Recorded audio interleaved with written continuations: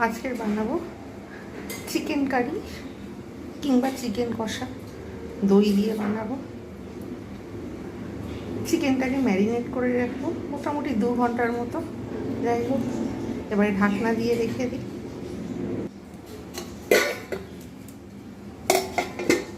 যতক্ষণ পর্যন্ত না 2 ঘন্টা হচ্ছে অপেক্ষা করতে হবে। আমি আজকের বানাবো চিকেন কারি এবং সেটা সম্পূর্ণ নতুন পদ্ধতিতে বানাবো। এখানে নিয়েছি 100 গ্রাম দই। এখানে মাংস ম্যারিনেট করে পুরো 2 ঘন্টা রেখে দিয়েছি লঙ্কা, হলুদ এবং সাদা তেল দিয়ে। এটা নিয়েছি কাঁচা লঙ্কা চিড়ে গার্নিশিং এবং কিছু দেব। আর এখানে একটু পেঁয়াজ নিয়েছি, পেঁয়াজটা একটু বেশি পরিমাণ নিতে হবে, 4টে বড় সাইজের পেঁয়াজ ব্যবহার করব। ধনে গুঁড়ো জিরে গুঁড়ো নিয়েছি। এখানে নিয়েছি মেথি আর গরম মশলা, টেস্টের জন্য সুন্দর টেস্ট হয়। আর এখানে নিয়েছি লবণ, এত তো লাগবে না। আর এইখানে নিয়ে নিয়েছি আদা রসুন পেস্ট, একটু বেশি পরিমাণে নিয়েছি আদা রসুন পেস্ট, যেহেতু আলু ছাড়া হবে চিকেন কষা বা চিকেন কারি। শুকনো শুকনো একটু হবে, একটু ঝোল, রবিবারের যেহেতু দিন সবাই তো খাবে, তার জন্য একটু ঝোল বেশি লাগবেই। একেবারে শুকনো করলে সেটাও খেতে অসুবিধে, কেননা আমার বাড়িতে যারা খায় তাদের একটু ঝোল পরিমাণে বেশি লাগে, শুকনো হলে তাদের খেতে অসুবিধে হবে। তাই চিকেন কারি করলেও আমাকে, আলু ছাড়া করলেও আমাকে একটু বেশি পরিমাণে রাখতে হবে ঝোল, নাহলে কিন্তু তারা খেতে পারবে না। যাই হোক, এবারে আমি আমার রান্নাটা শুরু করব। আর প্রত্যেকে নিশ্চয়ই ভালো আছেন, প্রত্যেককে নমস্কার জানিয়ে আমি আমার রান্নাটা শুরু করছি। এখানে আমি কড়া বসিয়ে দিয়েছি, কড়াটা গরম হয়ে গেছে। আমি এবারে ফরচুন সাদা তেলে রান্না করব, তাই পরিমাণ মতো এখানে আমি ফরচুন সাদা তেল দিয়ে দেবো। এটা একটু গরম হবে, গরম হতে একটু সময় লাগবে। কড়ার তেল একটু পরিমাণে বেশি দিয়েছি, কেননা এতে পেঁয়াজ যেহেতু বেশি রয়েছে তাই একটু তেল বেশি লাগবে। আর এবারে আমি, তেল যেহেতু গরম হয়ে গেছে, বোঝাই যাচ্ছে তেল গরম হয়ে গেছে, তাই এতে আমি গোটা গরম মশলা যেটাকে থেঁতে রেখেছি আর একটু মেথি সুন্দর টেস্টের জন্য আমি কিন্তু ব্যবহার করি ম্যাক্সিমাম রান্নাতে, কেন মেথি খাবারের টেস্ট বাড়িয়ে দেয়। আর ঠিক মতো ভাজলে এটা কিন্তু কখনোই তেতো লাগে না। অনেকের একটা ধারণা ভুল আছে যে মেথিতে তেতো, কিন্তু না, মেথিতে তেতো লাগে না, ঠিক মতো ভাজতে হয়। আর স্মেলও খুব সুন্দর আসে। একটু নাড়িয়ে দেবো, ফাটার সম্ভাবনা থাকে, একটু ডিস্ট্যান্স রেখে কিন্তু রান্না করতে হবে। এটা একটু দেবো কাঁচা লঙ্কা, খুব সুন্দর লাগে, একটা টেস্ট আসে খুব সুন্দর। আমি কিন্তু আরেকবার একটু নাড়িয়ে দেবো যাতে প্রত্যেকের স্মেলটা সুন্দর বের হয় এবং যাতে না পুড়ে যায়। তবে এতে একটু তেল লাগে, যেহেতু আমি চিকেন কারি বানাবো তাই একটু তেল বেশি লাগবে এবং পেঁয়াজ বেশি লাগবে। যাই হোক, হয়ে গেছে শুকনো লঙ্কা, গোটা গরম মশলা এবং মেথি। এইবার আমি এতে দিয়ে দেবো পেঁয়াজ কুচনো, 4টে বড় বড় সাইজের পেঁয়াজ রেখেছিলাম। এইটাকে যতক্ষণ পর্যন্ত না সুন্দরভাবে লাল হয়ে ভাজা হবে আমাকে ততক্ষণ পর্যন্ত কিন্তু এটাকে সুন্দরভাবে ভেজে যেতে হবে। এটা একটু ভাজতে সময় লাগবে, মিডিয়াম হাইতে রাখলেই যথেষ্ট, কিংবা মিডিয়ামতে রাখলেই যথেষ্ট। যতক্ষণ পর্যন্ত ভাজা হচ্ছে আমি ততক্ষণ পর্যন্ত অপেক্ষা করব। আমি গ্যাসের ফ্লেমটা বাড়িয়ে দিয়েছি, কেননা পেঁয়াজ ভাজতে সময় লাগবে না হলে।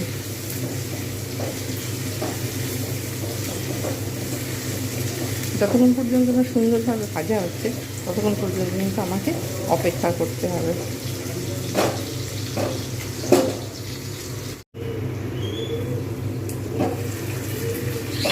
বেশ সময় লাগে পেঁয়াজ ভাজতে, ভালোই সময় লাগছে। নরমও হয়ে গেছে এবং যতক্ষণ পর্যন্ত না লাল হচ্ছে ততক্ষণ পর্যন্ত কিন্তু আমাকে ভাজা চালিয়ে যেতে হবে। হাই ফ্লেমে কিন্তু রয়েছে, তেল বেশি দিয়েছি এবং ঢাকনা দিয়ে ভাজছি চারিদিকে যাতে না তেল ছিটিয়ে আসে, সেই জন্য। আবার ফিরে রেখে দেবো একটু ঢাকনা দিয়ে, বারে বারে নাড়িয়ে কোনো লাভ নেই।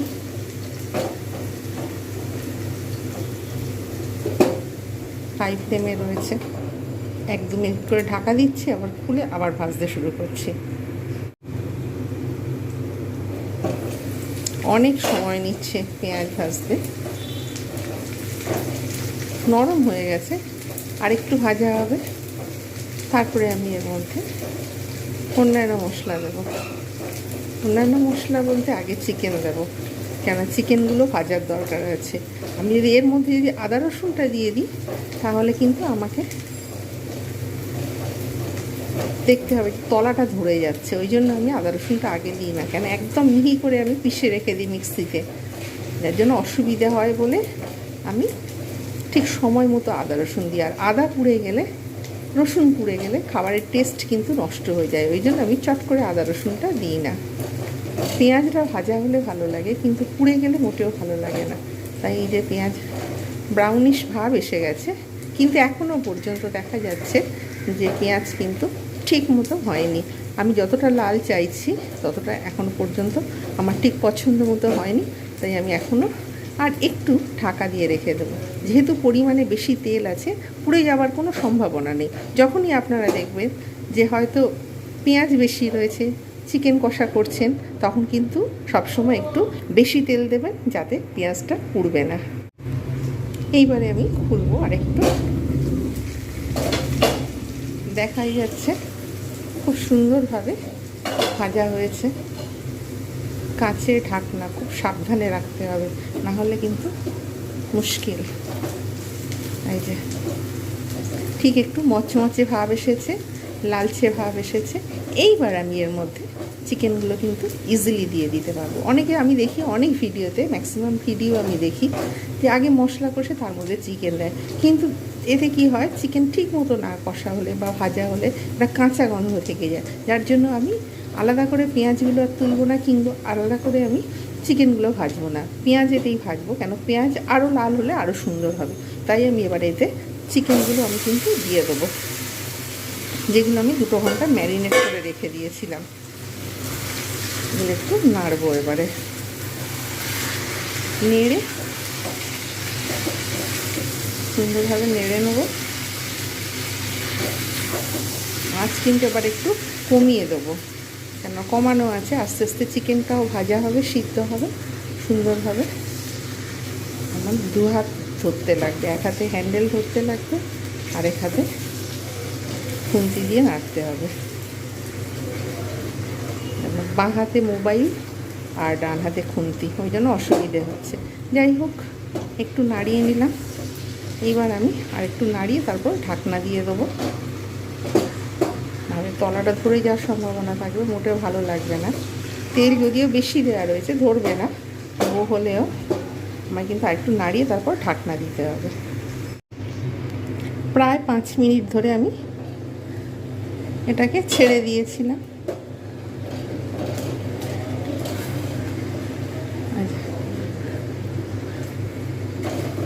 কত সুন্দর সব তেল জল সব কিছুই মশলা থেকে বেরিয়েছে অলরেডি। দেখো কত সুন্দরভাবে এই যে অটোমেটিক্যালি তেল জল সব বেরোতে শুরু করেছে। মশলা মানে কি, এখানে শুধু পেঁয়াজ আছে, গোটা গরম মশলা আর চিকেন থেকেই যা বেরিয়েছে সব চিকেন থেকে বেরিয়েছে, এক্সট্রা আমাকে কিচ্ছু জলটাও দিতে হয়নি। যাই হোক, এইবার চিকেনগুলো দেখলাম যে কাঁচা যে গন্ধটা ছিল সেইটা কিন্তু সম্পূর্ণভাবে চলে গেছে। তাই আমি এইবারে আমি এর মধ্যে এক এক করে যে যে মশলাগুলো দেওয়ার, আদা রসুন দেব, একটু পরিমাণে বেশি দিতে হবে আদা রসুন, যেহেতু চিকেন কষা হবে তাই আদা রসুনটা বেশ পরিমাণ মতো দিয়ে দিলাম। তলায় কিন্তু ধরলে চলবে না, এদিক ওদিক করে নাড়তে হবে। এবারে আমি এর মধ্যে দেব ধনে গুঁড়ো, জিরে গুঁড়ো, যেটা রেখে দিয়েছিলাম সেইটা দিয়ে দেবো। যেহেতু এর মধ্যে থেকে চিকেন থেকে জল এবং তেল ছাড়তে শুরু করে দিয়েছে অলরেডি, চিকেনগুলো সুন্দর ভাজা হয়ে গেছে এবং স্মেল বেরোতে শুরু করেছে। তাই এবারে আমি এক এক করে যা যা কিছু দেবার দিয়ে দেবো। আমি আমার চ্যানেলে আগে কিন্তু চিকেনের রেসিপি দেখিয়েছিলাম, কিন্তু সেটা ছিল অন্য রকমভাবে। আজকে কিন্তু যেটা বানাচ্ছি সেটা একদম সম্পূর্ণ অন্য রকমভাবে। এটাও চিকেন কারি, কিন্তু এটা বানাচ্ছি সম্পূর্ণ একটু নতুন পদ্ধতিতে। আদা রসুন পেঁয়াজ তো এটা কমন মশলা, ফান্ডামেন্টাল মশলা। এইবারে আমি দেব এর মধ্যে দই। যে আমি 100 গ্রাম দইটা রেখেছিলাম, আমি কিন্তু আর ফাটবো না, মেয়েতে পুরোটাই আমি দিয়ে দেবো। পড়ছে না, চামচ দিয়ে এটাকে বের করতে হবে। পুরোটাই আমি দিয়ে দেবো। পুরোটা দিয়ে আমি কিন্তু একটু নাড়িয়ে নেব। নাড়িয়ে নিয়ে আবার ঢাকা দিয়ে দেবো। এর থেকে আরও জল বের হবে, মশলাগুলো কষে আরও একটা সুন্দর স্মেল বের হবে। কি কি দেবো, কীরকমভাবে রান্না করব, সেটা কিন্তু সম্পূর্ণ না ভিডিওটা দেখলে বোঝা যাবে না। যাই হোক, এখানে কত তেল বেরিয়েছে, চিকেন থেকে জল এবং তেল যা বেরিয়েছে, আমাকে এতে এক্সট্রাভাবে আর কিচ্ছু দেওয়ার দরকার নেই। যে দেখো বন্ধুরা, কত সুন্দর এখানে ভর্তি চিকেন থেকে তেল বেরিয়েছে। অনেকটা সময় নিয়ে রান্না করলে চিকেন কিন্তু খুব সুন্দর হয়, আর কষতে কষতেই রান্না হয়ে যায়। আর চিকেন তো অল্প পরিমাণে করলেই হয়ে যায়, বেশিক্ষণ লাগে না। মাটনের যেমন সময় বেশি লাগে, চিকেন যেমন খেতেও ভালো লাগে আর খুব ইজি হয়েও যায়। এই যে এত পরিমাণে বেরিয়েছে জল, এতে কিছুই দিইনি। এবারে দই দিয়ে আর মশলাগুলো দিয়ে দিয়েছি। এবার আমি কিন্তু একটু ঢাকা দিয়ে দেবো। আবার 5 মিনিট পরে লো ফ্লেমে রেখে দিয়েছি। 5 মিনিট পরে আসে। এটা দমেই রান্না হবে এবং সময় নিয়ে রান্না হবে, অটোমেটিক্যালি হবে। এখন আমি নুন দেবো না, নুন দিলে কিন্তু সিদ্ধ হওয়া বন্ধ হয়ে যাবে। শেষে নুন এবং চিনি দেবো। এবার আমি ঢাকনাটা খুলবো। 3 মিনিট হয়েছে, দেখুন এর মধ্যে থেকে কত তেল এবং জল, মশলাগুলো মিশে পুরো একাকার হয়ে গেছে। 3 মিনিট পরে এরকম তলায় ধরছে কিনা আমাকে সবসময় খেয়াল রাখতে হবে।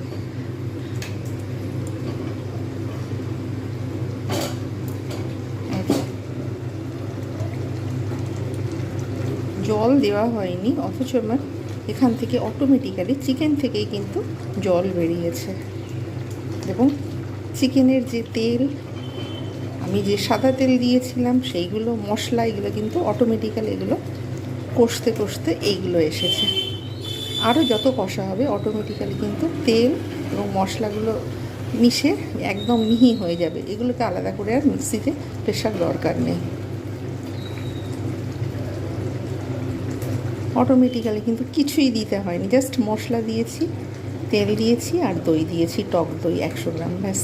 এতেই কিন্তু অটোমেটিক্যালি এইরকম হয়ে গেছে।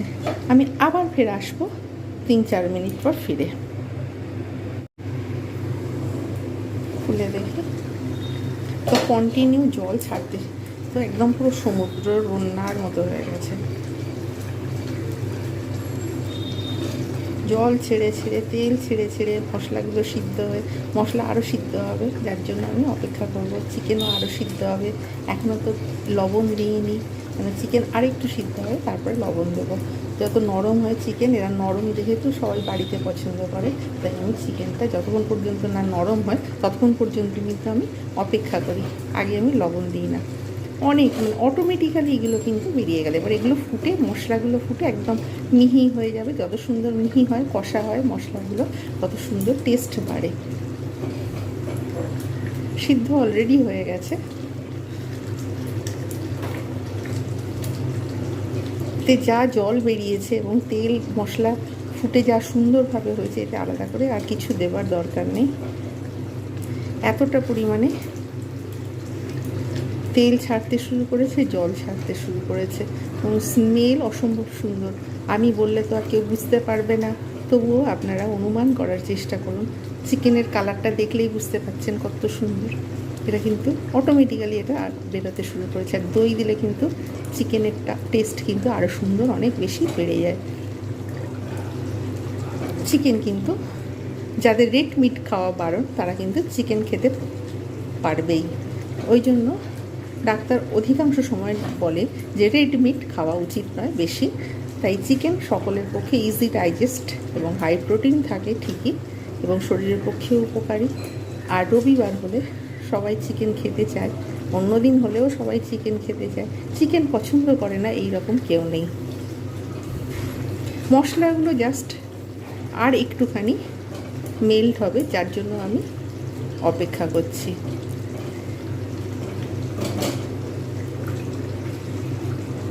আর একটু ঢাকনা দিয়ে দেবো, 3 মিনিট পরে ফিরে আসছি, তারপরে লবণ এবং চিনি দেবো।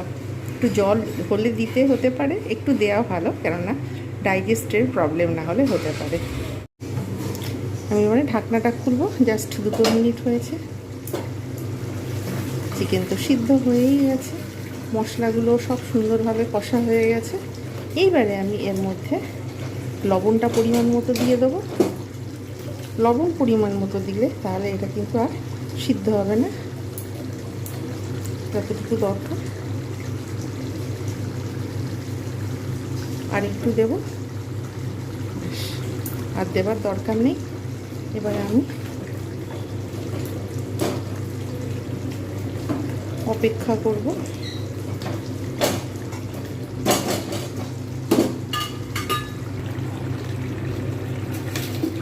লবণ দেওয়ার পর আরও একটু জল বেরোতে শুরু করেছে, কত সুন্দর কালার। এবারে আমি এইটুকু পরিমাণ চিনি দেব, জাস্ট কালার এবং টেস্টের জন্য।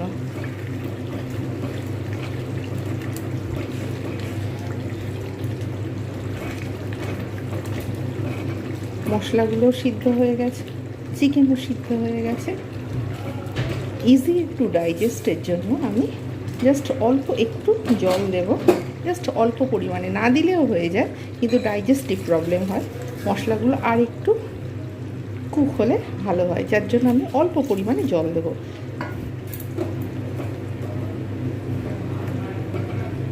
তাহলে এটা কিন্তু ইজি টু ডাইজেস্ট হয়।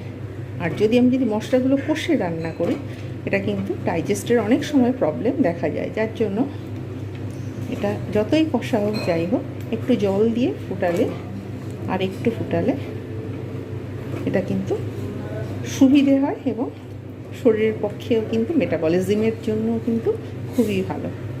এইবার আমি ঢাকনা দিয়ে দেবো, জাস্ট 2 মিনিট পরে আমি ফিরে আসছি, সার্ভ করে দেখাবো কীরকম হয়েছে। বাস হয়ে গেছে। এবারে আমি গ্যাসের ফ্লেম বন্ধ করে দেবো আর সার্ভ করবো। তো চারিদিক থেকে তেল ছেড়ে দিয়েছে, কালারটা খুব সুন্দর এসেছে। তৈরি হয়ে গেল চিকেন কারি, সুস্বাদু বাঙালিদের একটা লোভনীয় রেসিপি। দুপুরবেলায় ভাতের সঙ্গে খুবই সুন্দর রেসিপি এটা।